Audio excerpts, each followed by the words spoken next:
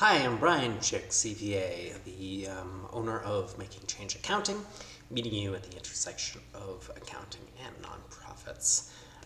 In the last video, I talked to you about when you need an audit, and today I want to talk to you a little bit about how to pick an audit firm. Now, if you have to go out to bid for an audit, it's a lot of responsibility, and you're, not something you can talk about with family over dinner unless your families are auditors and non-profiteers.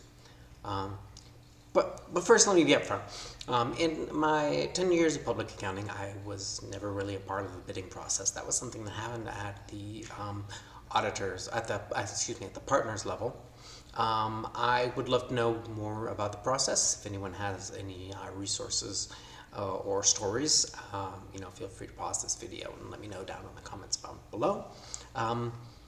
But my recommendation, if you have to go out to bid, would be to talk to your state association of nonprofits, to talk to the state society of CPAs, perhaps, or to talk to some of the larger nonprofits in your areas that you might be allies with.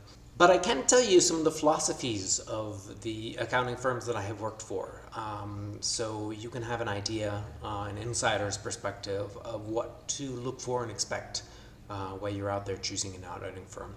So I have three types.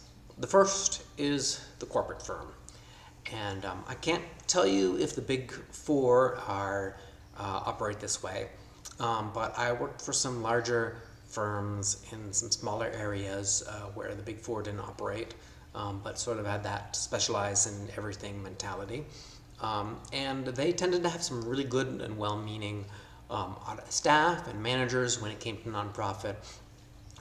They usually took on these jobs as loss leaders to show that they had heart and cared about the communities that they operated in. But if they did, it didn't really show from the inside. They were more concerned about profit from anything, even from their loss leaders. And as a staff, I was constantly trying to balance the service that some of my more needy clients needed with the demands of the bottom line. And I spent a lot of time getting chewed out by managers for going over the budget. So you may or may not get a good value from this type of firm in spite of the situation, but this wouldn't be my first choice. The second type of audit firm I call the cost cutter.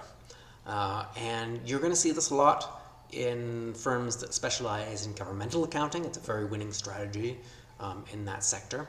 And of course, governmental and nonprofit accounting are reasonably similar, as close as two types of accounting really can be. After all, nonprofits are providing these services that a well-funded and well-enabled government would do. These firms are likely to be small to mid-size, and they're going to be laser-focused on producing the bare minimum to meet professional and regulatory guidelines. If you're expecting me to say something bad about them, you're going to be disappointed. These might be exactly what you're looking for. If you have a well-run organization, if you're going to be prepared, if you are fairly certain of a clean and predictable audit, this may be perfect for you. If so, congratulations, these are likely to be the lowest bid. Now, I'm not as experienced with this type of firm, so I can't really tell you how they will handle items outside the scope of billed services. Wait, let me explain. Audit firms do have the leverage to bill extra for things that are outside of the contracted services. So if you have things that require extra disclosure, if there's some extra work that has to be done, even if you're not prepared for the audit or anything like that, they do have the capability of billing extra.